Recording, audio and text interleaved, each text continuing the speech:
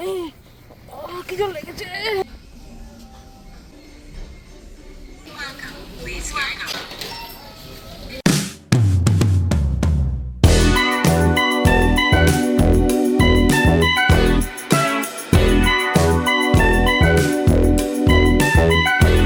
নমস্কার, সবাই কেমন আছেন? আশা করছি সবাই সুস্থ আছেন, ভালো আছেন। চৈতিস ক্রিয়েশনের নতুন একটি ব্লগে আপনাদের সবাইকে স্বাগতম। আজ ছিল রবিবার দিন দুপুরবেলা থেকে এই ভিডিওটা আমি শুরু করছি।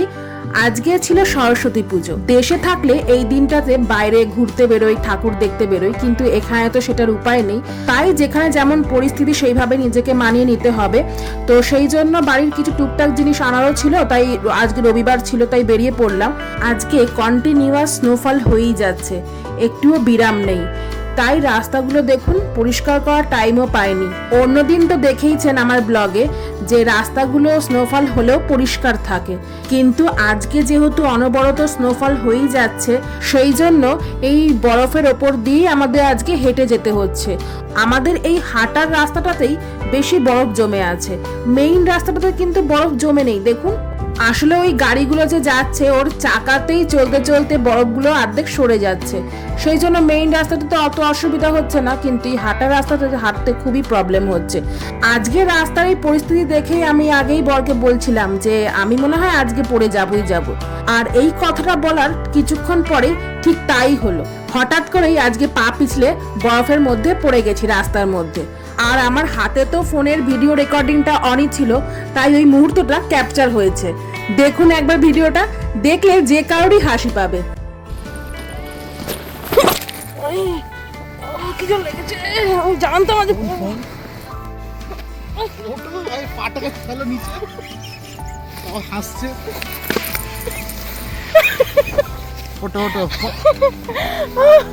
এরকম ভাবে সবার সামনে রাস্তায় পড়ে যাওয়াটা কতটা প্রেস্টিজের ব্যাপার বলুন তো। আমার তো উঠে দাঁড়ানোর পর রীতিমতো লজ্জা লাগছিল। পাশ থেকে একজন গাড়ি করে যাচ্ছিলেন, তিনি বললেন, আরে ওকে? আমি তো লজ্জায় পড়ে গেছিলাম যে আমি পড়ে গেছি, সেটা দেখে এরকম বলছে।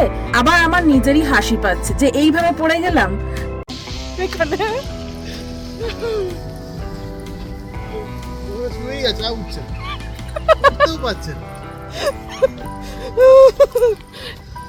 কেমন লাগলো পড়ে আমার? আমার কিন্তু পড়ে যাওয়ার পর ভীষণই কোমরে লেগেছিল, তাই জন্য বর বলছিল যে এখনো বাড়ির কাছাকাছি আছি, চলো বাড়িতে ফেরত চলে যাই, আজকে আর যাব না। কিন্তু তবুও একবার বাড়ি থেকে বাইরে সেজেগুজে বেরোনোর পর বাড়ি ফিরতে আবার মন চায় না। তাই আমি জোর করে বললাম যে না, যাব, যেখানে যাওয়ার উদ্দেশ্যে বেরিয়েছি ওই কাজটা কমপ্লিট করেই আসব। আর এই বরফের দিনে সবারই একটা এক্সট্রা খাটনি এই বরফ পরিষ্কার করা। দেখুন এনার বাড়ির সামনেটা উনি কি সুন্দর করে বরফটা পরিষ্কার করে দিচ্ছেন। আর এই বরফের মধ্যে পড়ে যাওয়ার পর না, যতবারই বরফ থেকে উঠতে যাচ্ছি ততবারই পা পিছলে পড়ে যাচ্ছিলাম, ঠিকভাবে উঠে দাঁড়াতেই পারছিলাম না। তারপর বর ধরাতে ঠিকঠাক ভাবে উঠে দাঁড়ালাম সাপোর্ট পেয়ে। আজকে যে দোকানটায় যাব বলে বেরিয়েছিলাম সেটা হচ্ছে এই দোকানটা, এই যে ডলারামার দোকানটাতে যাব বলে আজকে বেরিয়েছি। আমাদের বাড়ি থেকে এই দোকানটাও একদমই কাছে, মোটামুটি 15 মিনিট হাঁটাপথেই এখানে পৌঁছে যাওয়া যায়। আর এই দোকানটা হলো এই কানাডার সব থেকে সস্তার দোকান। সস্তার দোকান বললাম এই কারণে, এখানে যাই কিনবেন সবই $5 মধ্যে থাকবে। তো সেই জন্য এখানে আসলে মোটামুটি সাধ্যের মধ্যে সব কিছু কেনা যায়। তাই যারা ধরুন এখানে নতুন আসছেন তাদের জন্য এই দোকানটা একদমই পারফেক্ট। হাতা খুন্তি বাসনপত্র থেকে শুরু করে খাবার দাবার, ঘর সাজানোর জিনিস সবকিছু এই দোকানে একসাথে বিক্রি হয়। আর এই সমস্ত জিনিস যাই কিনবেন সবকিছুই $5 মধ্যেই পাওয়া যায় এখানে। তবে এই দোকানের জিনিসপত্রের কোয়ালিটি আমি বলবো মোটামুটি, খুব যে ভালো কোয়ালিটির জিনিস পাওয়া যায় এখানে সেটা আমি বলবো না, তবে কাজ চালানোর মতো জিনিস এখানে পাওয়া যায়। চলুন তবে দোকানের ভেতর ঢোকা যাক।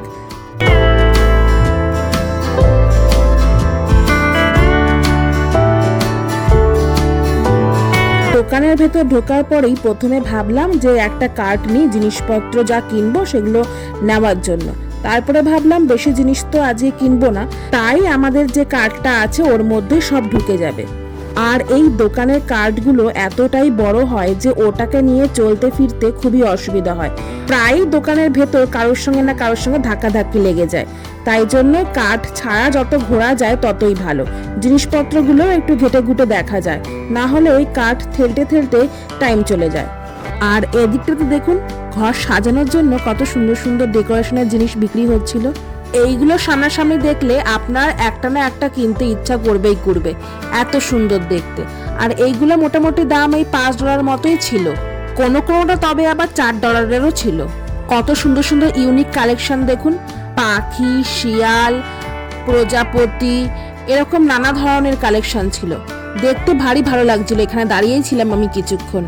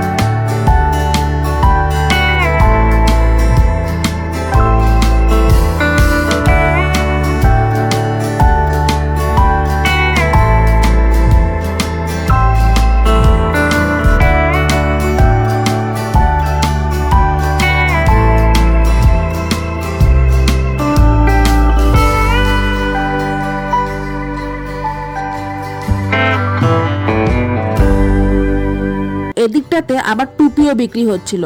আমি এতদিন ধরে এই দোকানটাতে আসছি, কিন্তু কখনো এত সুন্দর টুপির কালেকশন এখানে আমি দেখিনি। এবারেই এসে দেখলাম যে এত টুপির কালেকশন। তবে এগুলোও কিন্তু $5 মধ্যে দাম ছিল। আর এখানে আবার হাত মোজা, জুতো এগুলোও বিক্রি হচ্ছিল। তবে হাত মোজা, জুতো আগেও এখানে বিক্রি হচ্ছিল, কিন্তু টুপিটা নতুন এসেছে। এখানে মাফলারও বিক্রি হয়, ছেলে মেয়ে উভয়ের জন্য এখানে মাফলার পাওয়া যায়। তবে মাফলারগুলোর কোয়ালিটি খুব একটা যে ভালো সেরকমটা নয়। অনেক সময় দেখা যায় যে মাফলারগুলোতে অনেক ডিসপুটও আছে।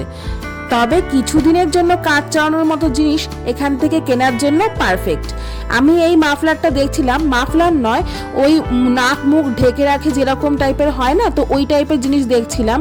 তো এটার দাম ছিল $2.50, মানে ওই ইন্ডিয়ান টাকা 130 টাকা মতন দাম পড়ছিল। এই শীতের সময় বাইরে বেরোলে পুরো ঠান্ডা হাওয়াটা পুরো নাকে চোখে লাগে, তো সেই জন্য এই জিনিসটা কিনলাম। আর এদিকটাতে দেখুন কত বাড়িতে পরার জুতো বিক্রি হচ্ছিল। এই জুতো আর টুপির কালেকশনটা না এখন নতুন এসছে, আগে ছিল না।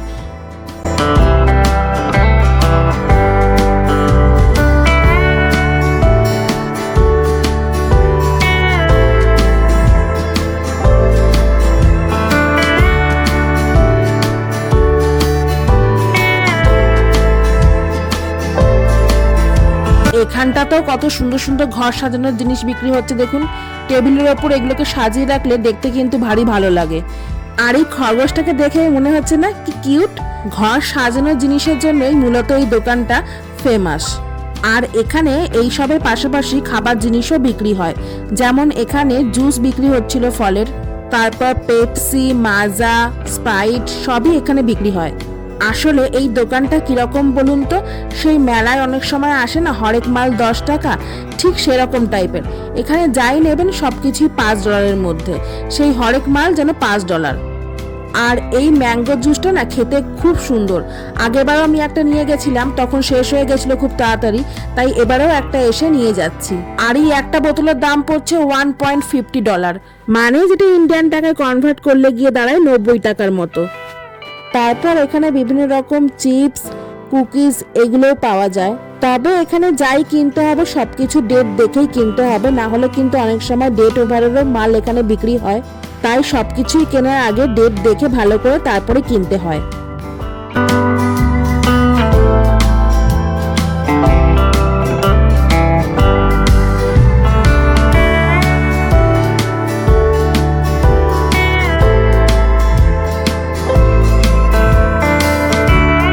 এখানে কিন্তু মেয়েদের সাজার জিনিসেরও খুব সুন্দর সুন্দর কালেকশন আছে।